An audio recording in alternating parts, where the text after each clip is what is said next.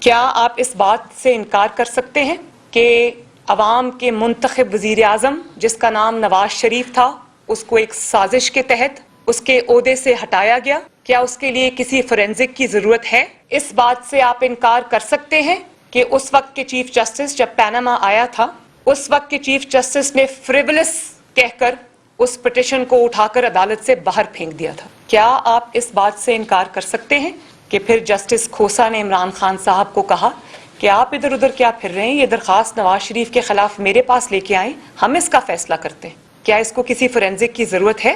کیا آپ اس بات سے انکار کر سکتے ہیں کہ پاناما میں 400-450 افراد کے نام آئے، ان میں سے کسی کو کچھ نہیں کہا گیا، لیکن جس شخص کا نام پاناما میں نہیں آیا اسی کو پکڑ کے آپ نے سزا دے دی، اور اس شخص کا نام ہے محمد نواز شریف؟ کیا اس بات کے لیے بھی کسی فورینزک آڈٹ کی ضرورت ہے؟ بہت آپ نے شور مچایا پاناما پاناما پاناما، اس کے بعد آپ نے محض بیٹے سے تنخواہ نہ لینے پر ایک سٹنگ پرائم منسٹر کو، ایک الیکٹڈ پرائم منسٹر کو آپ نے اقامہ رکھنے پر آفس سے باہر نکال دیا، پرائم منسٹرز آفس سے آپ نے اس کو باہر نکال دیا۔ کیا اس بات کو آپ جھٹلا سکتے ہیں؟ اور بلیکس لا ڈکشنری آپ لے آئے، کیا اس کو بھی اس فیصلے کو بھی جو بدنام زمانہ جس کو فیصلہ کہا جاتا ہے، کیا اس کے لیے بھی کسی فورینزک کی ضرورت ہے؟ اور پھر اس کے بعد پہلی بار highest court of Pakistan, supreme court of Pakistan خود پارٹی بنتا ہے اور نیب کو کہتا ہے کہ یہ ریفرنسز کو داخل کرو۔ کبھی ایسا سنا آپ نے کہیں؟ کیا اس بات کے لیے بھی فورینزک آڈٹ کی ضرورت ہے؟ اور پھر اس کے بعد جے آئی ٹی بنتی ہے، جے آئی ٹی میں واٹس ایپ سے کالز کر کے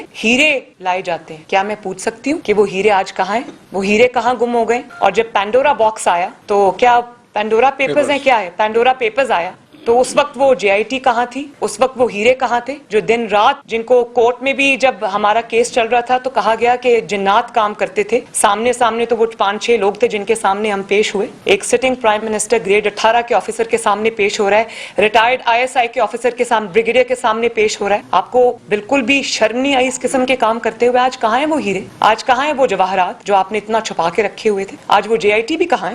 میرا خیال ہے کہ وہ ہیرے ثاقب نثار صاحب کے ساتھ آئے تھے اور ثاقب نثار صاحب کے ساتھ ہی وہ رخصت ہو گئے۔ کون سا ایسا پاکستان کی 74 سال کی تاریخ میں کیس ہے جس میں سپریم کورٹ جب نیب کو ریفرنسز بھیجتا ہے تو اس پر ایک مانیٹرنگ جج مقرر کر دیتا ہے؟ کون ہے؟ کون سا کیس ہے؟ ایک ہے تو بتائیں، ایک ہے اگر 74 سال کی تاریخ میں تو بتائیں کہ کسی بھی کیسز کے اندر ریفرنسز سے اندر اوپر آپ نے مانیٹرنگ جج بٹھا دیا۔ وہ کیا مانیٹر کر رہا تھا؟ وہ یہ مانیٹر کر رہا تھا کہ کہیں کسی طرح سے کوئی انشور کیا جائے کہ سزا نواز شریف اور مریم نواز کو ملے، اور یہیں پر آپ کو تسلی نہیں ہوئی تو آپ نے نواز شریف کو، چیف جسٹس صاحب ثاقب نثار صاحب، آپ نے نواز شریف کو پارٹی کی صدارت سے بھی ہٹا دیا۔ کوئی ہے پریسیڈنٹ، لیگل پریسیڈنٹ ہے اس بات کا 74 سال کی تاریخ میں؟ اس کے لیے بھی کوئی فورینزک آڈٹ کی ضرورت ہے؟ نواز شریف کو آپ نے تا حیات نااہل کر دی۔ مجھے کوئی عوامی عہدہ رکھے بغیر کوئی ثبوت میرے خلاف، آج بھی کو اسلام آباد ہائی کورٹ پوچھ رہی ہے نیب سے کہ ثبوت کہاں ہے، اور نیب 2 ہفتے مانگ لیتی ہے کیونکہ ثبوت نہیں ہے۔ کوئی ثبوت رکھے بغیر مجھے بھی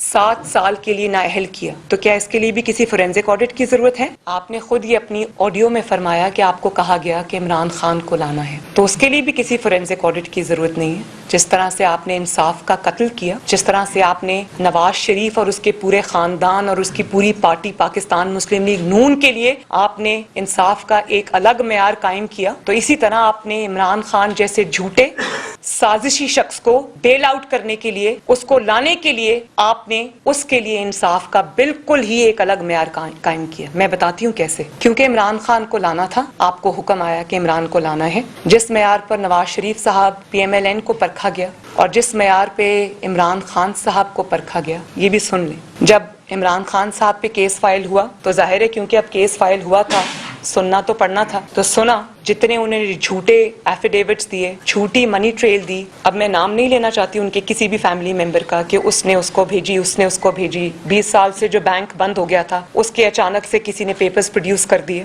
نہ ان کی فیملی میں سے کسی کو بلایا گیا، نہ ان کے کسی فیملی ممبر کو کٹہرے میں کھڑا کیا گیا۔ نواز شریف کی تو بیٹی نے بھگتا، اس کے بھائی نے بھگتا، اس کے بھتیجے نے بھگتا، ان کی پارٹی نے بھگتا۔ عمران خان کے کسی فیملی ممبر کو بلایا گیا اور پوچھا گیا کہ یہ جو آپ نے جھوٹی منی ٹریل دی ہے جس کا نہ سر ہے نہ پیر ہے، یہ آپ کہاں سے لے کے آئے؟ اس کو منو آنکھیں بند کر کے ایک صحیفے کی طرح اس کو سچ مان لیا گیا؟ کیا عمران خان کا کوئی اہل خانہ سنگین ترین الزامات کے باوجود جیل گیا؟ کیا عمران خان کو نے جو جھوٹی منی ٹریل پیش کی اس پر کسی کو کوئی جے آئی ٹی بنی؟ کوئی اعتراض ہوا؟ کوئی جسٹس کھوسا نے کہا کہ ہمارے پاس لے کے آؤ؟ کیا کوئی سوال ان سے پوچھا گیا؟ اور اس کے بعد جب عمران خان کا بنی گالا والا محل ریگولرائز کرانے کی باری آئی تو یو سی جو وہاں کی یو سی ہے اس نے اسٹیٹمنٹ دیا کہ یہ جو پیش کیا گیا ہے جو اجازت نامہ یہ کمپیوٹرائزڈ ہے، اور جس وقت کا یہ اجازت نامہ اس وقت تو ہمارے پاس کمپیوٹر ہی نہیں تھا۔ تو کس طرح، کیا اس بات کے لیے بھی اب کسی فورینزک آڈٹ کی ضرورت ہے؟ کیا اس بات میں بھی اب کوئی شک کی گنجائش ہے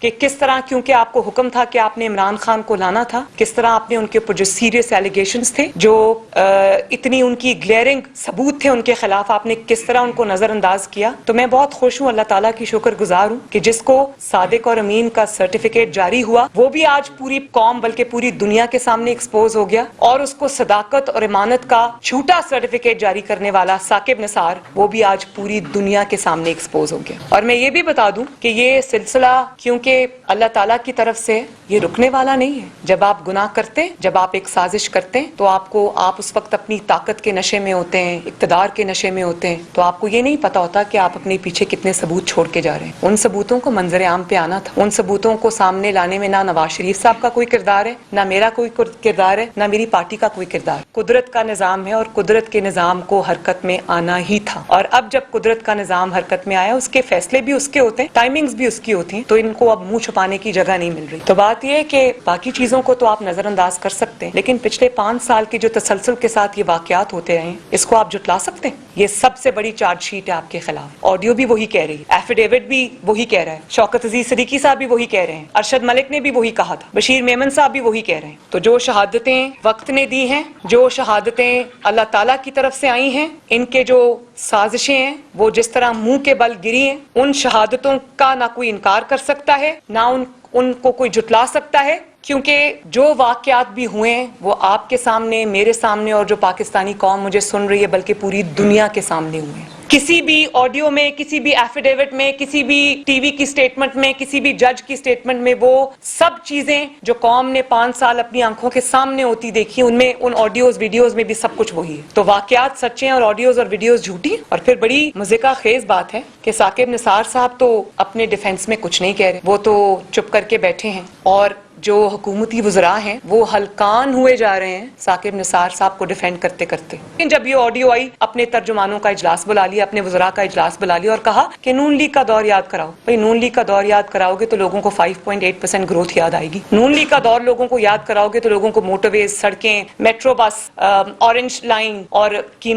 کم قیمتیں اشیاء خرد و نوش کی وہ یاد آئیں گی۔ تو نون لیگ کا دور تو لوگوں کو اپنے آپ یاد آ رہا ہے، آپ کو یاد کرانے کی ضرورت نہیں ہے۔ آپ نے جو تباہی ملک کی ہے، نون لیگ کا دور اپنے آپ لوگوں کو یاد آ رہا ہے، بلکہ جو چیز شاید نہیں بھی یاد آنی تھی وہ بھی یاد آ رہی۔ تو بات یہ ہے کہ جو حکومتی وزراء شاہ سے زیادہ شاہ کے وفادار بن رہے ہیں، ان کو کسی نے یہ بھی نہیں سمجھایا کہ جب آپ ثاقب نثار صاحب کے ڈیفینس میں سامنے آئیں گے اور ہلکان ہوں گے اور اپنے آپ کو خراب کریں گے تو وہ ثاقب نثار کے حق میں نہیں جاتی، وہ بات ان کے اگینسٹ جاتی ہے، کیونکہ ساری دنیا کو یہ پتا ہے کہ ثاقب نثار صاحب نے جس سازش کا وہ مہرہ بنے، اس سازش کے بینیفیشری کا نام ہے عمران خان، اور اس سازش کے نتیجے میں یہ حکومت 2018 میں قیام میں آئی۔ اس سازش کے نتیجے میں نواز شریف کے ساتھ اور PMLN کے ساتھ اور شہباز شریف کے ساتھ جو ہوا وہ ہوا۔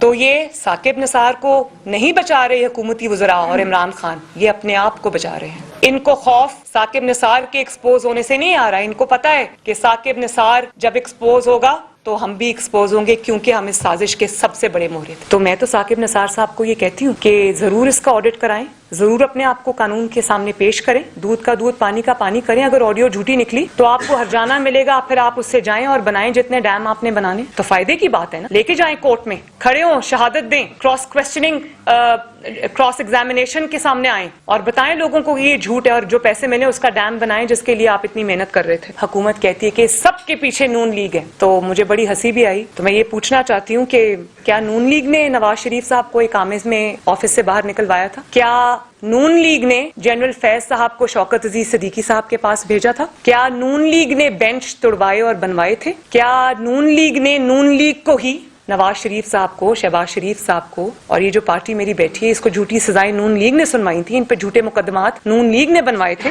क्या नून लीग ने आरटीएस बैठाया था? क्या नून लीग ने 2018 का इलेक्शन चोरी किया था और उसके नतीजे में इमरान खान को मुसल्लत किया था? क्या नून लीग ने साजिश करके इमरान खान को वजीर आजम बनवाया था?